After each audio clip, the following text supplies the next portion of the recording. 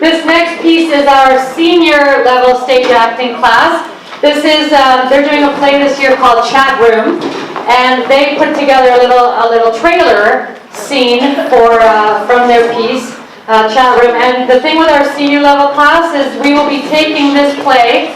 It's a full play that they're producing. They'll be doing it in beginning of April for audiences, parents and grandparents, audiences to come see. But then we also create an opportunity to take the kids to do some school touring.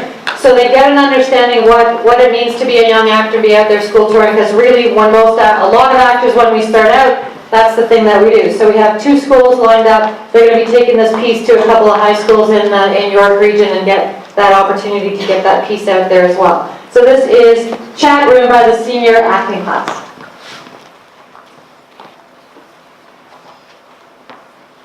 Can I know your real name? You can call me Laura. But is that your real name? Maybe. We need to set rules. Why? We don't use our real names, we don't say what schools we're from. We know we're from the same area, and that's enough. Just leave out the details. It gives us more freedom. Keeps it impersonal. I'll use William. I will be Eva. I always use Jackie. Emily. I'll be Jim, then. So, what goes on here? I don't know this place. What's up? Chit-chat. Bull. You know, teenage angst. I went on an anti-war march last year, and for an hour or so I felt really good and I felt empowered. But it was just so small. In the great big scheme of my life, it was just 1 hour of saying that I believed in something. I suppose the rest of the time was sleepwalking and waiting for something to happen instead of actually making something happen. It would be so great to accomplish something important, to have a cause. I cultivated a boil on my neck for a few weeks last year. My mom took me to the doctor, and I was bummed when he said he wouldn't listen. But he gave me this kind of black plaster band-aid thing with a little hole in the middle to draw out the pus. And so one day, I was watching TV with my dad and my brother, and all of a sudden I hear this noise. I swear to God, I hit the wall behind me. That's disgusting. But it was a revolution. How? My body was revolting. Oh, comedy. I started a mathematics club in school called the Brainiacs. I've never so much looked at a boy. There's nothing I'd like more than to get out of this hideous body, to be able to forget the difference between common and natural logarithms, to be able to surprise myself. Last night I had a dream. Today, in looking back over the details of the dream, well, all I can remember is Stephen Hawking asking me to change his batteries. So, I was bullied in primary and now into high school. I'm pretty funny, a little smart, a little funny looking. You can expect it though, goes with the territory.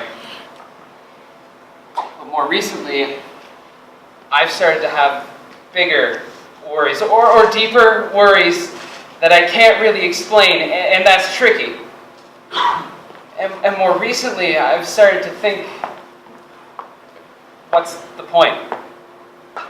What's the point in anything? Okay, well, not in the moany, teenagey way. Your depression isn't pretension. How do you mean? You're genuinely depressed. Well, 100% genuine. I'm not one of those teenagers who has an altar to Kurt Cobain or anything like that. I actually can't stand Nirvana. I don't need their music to feed my depression. I can happily do it all by myself. Obviously not happily. I was thinking that Jim's depression allows him to see things clearer than us. He's been neglected by his family and friends, so that maybe his isolation represents perfectly the average teenager's plight. It's like he's expressing the important issues in a creative way. It's a metaphor, Eva. It's poetry. It's quite brilliant, Will. But you know, Jim, Maybe the more public you make it, the more of a statement you'd be making. what an excellent idea. What do you mean? Imagine all those forgotten teenagers you'd be speaking for. If you offed yourself publicly, you'd be a hero, a legend. Very brave, very romantic. Sexy, even. You're talking to him like there's no options. You're making him believe there is nothing else. Like doing that is some romantic gesture held up by other 15-year-olds and celebrated for something. Will make a big statement for all those trapped average teenagers. you think of yourself as some blob who's molded into this empty child and sent on a set pattern through life, if you think that, it will happen.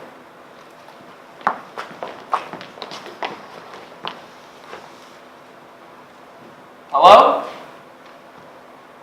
Is there anybody there?